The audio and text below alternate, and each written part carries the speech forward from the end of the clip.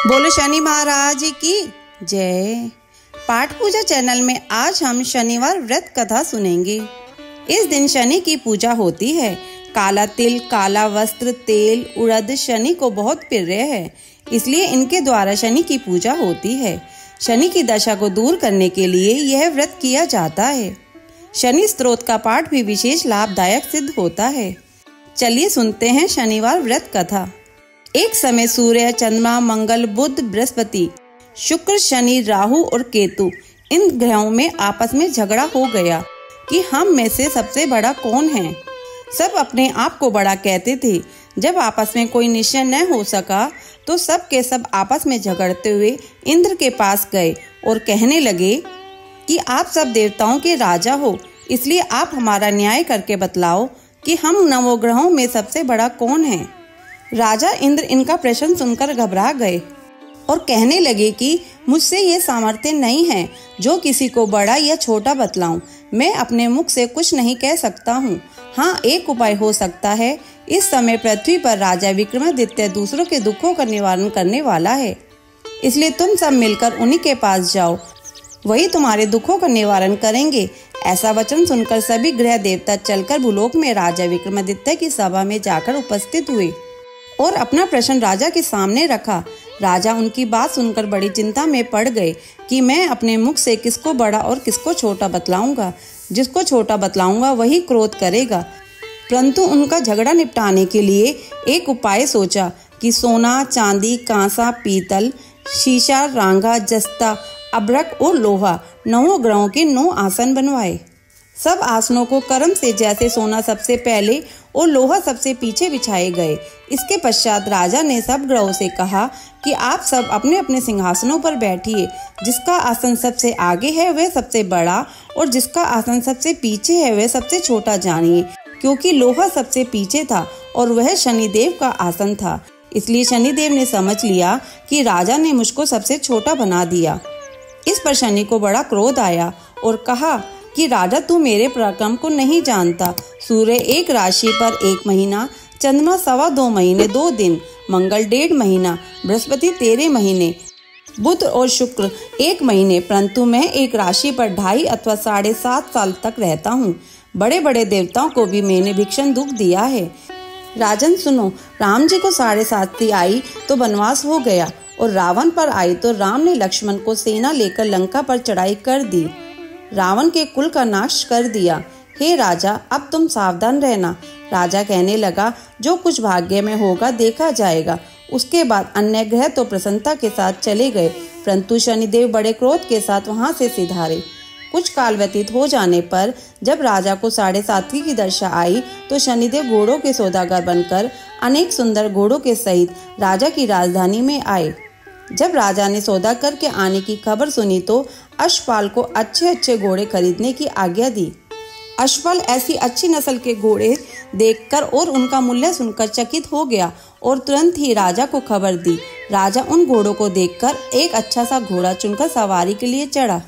राजा घोड़े की पीठ पर चढ़ते ही घोड़ा जोर से भागा। घोड़ा बहुत दूर एक बड़े जंगल में जाकर राजा को छोड़कर अंतर्ध्यान हो गया। इसके बाद राजा अकेला जंगल में भटकता फिरता रहा। बहुत देर के पश्चात राजा ने भूख और प्यास से दुखी होकर भटकते भटकते एक ग्वाले को देखा। ग्वाले ने राजा को प्यास से व्याकुल देखकर पानी पिलाया। राजा की उंगली में एक अंगूठी थी, वह उसे निकालकर प्रसन्नता के साथ ग्वाले को दे दी और शहर की ओर चल पड़ा। राजा शहर में पहुंचकर एक सेठ की दुकान पर जाकर बैठ गया और अपने आप को उज्जैन का रहने वाला तथा अपना नाम वीका बतलाया। सेठ ने उसको कुलीन मनुष्य समझकर जल आदि पिलाया। भाग्यवश उसी दिन सेठ की दुकान पर बिक्री बहुत अधिक हुई। तब सेठ उसका भाग्यवान पुरुष समझकर भोजन कराने के लिए अपने साथ ले गया। भोजन करते समय राजा ने आश्चर्य की बात देखी कि खूंटी पर हार लटक रहा है और वह खूंटी उस हार को निगल रही है। भोजन के पश्चात कमरे में आने पर जब सेठ को कमरे में हार न मिला तो सबने यही निश्चय किया कि सिवाय वीका के और कोई इस कमरे में नहीं आया, अतः अवश्य ही उसी ने हार चोरी किया है। परंतु वीका ने हार लेने से मना कर दिया। इस पर 5-7 आदमी इकट्ठे होकर उसको फौजदार के पास लाए। फौजदार ने उसको राजा के सामने उपस्थित कर दिया और कहा कि यह आदमी तो भला प्रतीत होता है, चोर मालूम नहीं होता, परंतु सेठ का कहना है कि इसके सिवाय और कोई घर में नहीं आया, अवश्य ही इसी ने चोरी की है। तब राजा ने आज्ञा दी कि इसके हाथ पैर काटकर चौरंगिया किया जाए। राजा की आज्ञा का तुरंत पालन किया गया और वीका के हाथ पैर काट दिए गए। इस प्रकार कुछ काल व्यतीत होने पर एक तेली उसको अपने घर ले गया और कोल्हू पर उसको बिठा दिया। वीका उस पर बैठा हुआ जवान से बैल हाँकता रहा। शनि की दशा समाप्त हो गई। एक रात को वर्षा ऋतु के समय वह मल्हार राग गाने लगा। उसका गाना सुनकर उस शहर के राजा की कन्या उस राग पर मोहित हो गई और दासी को खबर लाने के लिए भेजा कि शहर में कौन गा रहा है। दासी सारे शहर में फिरती फिरती क्या देखती है कि तेली के घर एक चौरंगिया राग गा रहा है। दासी ने महल में आकर राजकुमारी को सब वृत्तांत सुनाया। बस उसी क्षण राजकुमारी ने अपने मन में यह प्रण कर लिया, चाहे कुछ भी हो, मैंने इसी चौरंगिया के साथ विवाह करना है। प्रातःकाल होते ही जब दासी ने राजकुमारी को जगाना चाहा तो राजकुमारी अनशन व्रत लेकर पड़ी रही। तब दासी ने रानी के पास जाकर राजकुमारी के न उठने का वृत्तांत कहा। रानी ने तुरंत ही वहां पर आकर राजकुमारी को जगाया और उसके दुख का कारण पूछा। तो राजकुमारी ने कहा कि माताजी, मैंने यह प्रण कर लिया है कि तेली के घर जो चौरंगिया है उसी के साथ विवाह करूंगी। माता ने कहा, पगली, यह क्या बात कर रही है? तुझको किसी देश के राजा के साथ परणाया जाएगा। कन्या कहने लगी कि माताजी, मैं अपना प्रण कभी नहीं तोड़ूंगी। माता ने चिंतित होकर यह बात राजा को बताई। तब महाराज ने भी आकर यह समझाया कि मैं अभी देश देशांतर में अपने दूत भेजकर सुयोग्य, रूपवान एवं बड़े से बड़े गुणी राजकुमार के साथ तुम्हारा विवाह करूंगा। ऐसी बात तुमको कभी नहीं विचारनी चाहिए। कन्या ने कहा, पिताजी, मैं अपने प्राण त्याग दूंगी, परंतु दूसरे से विवाह नहीं करूंगी। इतना सुनकर राजा ने क्रोध से कहा, यदि तेरे भाग्य में ऐसा ही लिखा है तो जैसी तेरी इच्छा हो वैसा ही कर। राजा ने तेली को बुलाकर कहा कि तेरे घर में जो चौरंगिया है उसके साथ मैं अपनी कन्या का विवाह करना चाहता हूँ। तेली ने कहा, यह कैसे हो सकता है? कहाँ आप हमारे राजा और कहाँ मैं एक नीच तेली। परंतु राजा ने कहा कि भाग्य लिखे को कोई नहीं टाल सकता, अपने घर जाकर विवाह की तैयारी करो। राजा ने उसी समय तोरण और वंदवार लगाकर अपनी राजकुमारी का विवाह चौरंगिया विक्रमादित्य के साथ कर दिया। रात्रि को जब विक्रमादित्य और राजकुमारी महल में सोए तो आधी रात के समय शनिदेव ने विक्रमादित्य के सपने में कहा कि राजा, कहो, मुझको छोटा बतलाकर तुमने कितना दुख उठाया। राजा ने क्षमा मांगी। शनिदेव ने प्रसन्न होकर विक्रमादित्य को हाथ पैर दिए। तब राजा ने कहा, महाराज, मेरी प्रार्थना स्वीकार करें कि जैसा दुख आपने मुझे दिया है ऐसा किसी को न दे। शनिदेव ने कहा कि तुम्हारी यह प्रार्थना स्वीकार है। जो मेरी कथा सुनेगा या कहेगा उसको मेरी दशा से कभी किसी प्रकार का दुख नहीं होगा। जो नित्य ही मेरा ध्यान करेगा या चींटियों को आटा डालेगा उसको सब मनोरथ पूर्ण होंगे। इतना कहकर शनिदेव अपने धाम को चले गए। राजकुमारी की आंख खुली और उसने राजा के हाथ पांव देखे तो आश्चर्य को प्राप्त हुई। उसको देखकर राजा ने अपना समस्त हाल कहा कि मैं उज्जैन का राजा विक्रमादित्य हूँ। यह बात सुनकर राजकुमारी अत्यंत प्रसन्न हुई। प्रातःकाल राजकुमारी से उसकी सखियों ने पूछा तो उसने अपने पति का समस्त वृत्तांत कह सुनाया। तब सबने प्रसन्नता प्रकट की और कहा कि ईश्वर ने आपकी मनोकामना पूर्ण कर दी। जब उस सेठ ने यह सुनी तो वह विक्रमादित्य के पास आया और राजा विक्रमादित्य के पैरों पर गिरकर क्षमा मांगने लगा कि आप पर मैंने चोरी का झूठा दोष लगाया, अतः आप मुझको जो चाहे दंड दे। राजा ने कहा, मुझ पर शनिदेव का कोप था, इसी कारण यह सब दुख मुझको प्राप्त हुआ। इसमें तुम्हारा कोई दोष नहीं। तुम अपने घर जाकर अपना कार्य करो।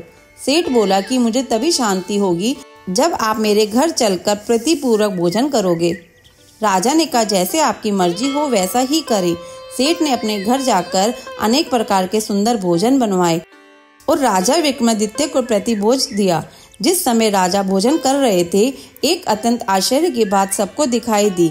जो खूंटी पहले हार निगल गई थी वह अब हार उगल रही है। जब भोजन समाप्त हो गया तो सेठ ने हाथ जोड़कर बहुत सी मोहरे राजा को भेंट की और कहा कि मेरे श्री कन्वर नामक एक कन्या है, उसका परिग्रहण आप करें। इसके बाद सेठ ने अपनी कन्या का विवाह राजा के साथ कर दिया और बहुत सा दान दहेज आदि दिया। इस प्रकार कुछ दिनों तक वहां पर निवास करने के पश्चात विक्रमादित्य ने शहर के राजा से कहा कि अब मेरी उज्जैन जाने की इच्छा है। फिर कुछ दिन के बाद विदा लेकर राजकुमारी मनभावनी सेठ की कन्या श्री कनवरी तथा दोनों जगह के दहेज से प्राप्त अनेक दास दासी रथ और पालकियों सहित विक्रमादित्य उज्जैन की तरफ चले। जब शहर के निकट पहुंचे और पूर्ववासियों ने राजा के आने का संवाद सुना तो समस्त उज्जैन की प्रजा अगवानी के लिए आई। तब बड़ी प्रसन्नता के साथ राजा अपने महल में पधारे। सारे शहर में बड़ा भारी महोत्सव मनाया गया और रात्रि को दीपमाला की गई। दूसरे दिन राजा ने शहर में यह सूचना कराई कि शनिचर देवता सब ग्रहों में सर्वोपरि हैं। मैंने इनको छोटा बतलाया, इसी से मुझको यह दुख प्राप्त हुआ है। इस कारण सारे शहर में सदा शनिचर की पूजा और कथा होने लगी। राजा और प्रजा अनेक प्रकार के सुख भोगती रही। जो कोई शनिचर की इस कथा को पढ़ता या सुनता है, शनिदेव की कृपा से सब दुख दूर हो जाते हैं। शनिवार की कथा को व्रत के दिन अवश्य पढ़ना चाहिए। ओम शांति, ओम शांति, ओम शांति। कथा संपूर्ण। अगर आपको ये कथा सुनना अच्छा लगा हो तो इसे लाइक करके शेयर करें। चैनल पे नए हो तो सब्सक्राइब करें।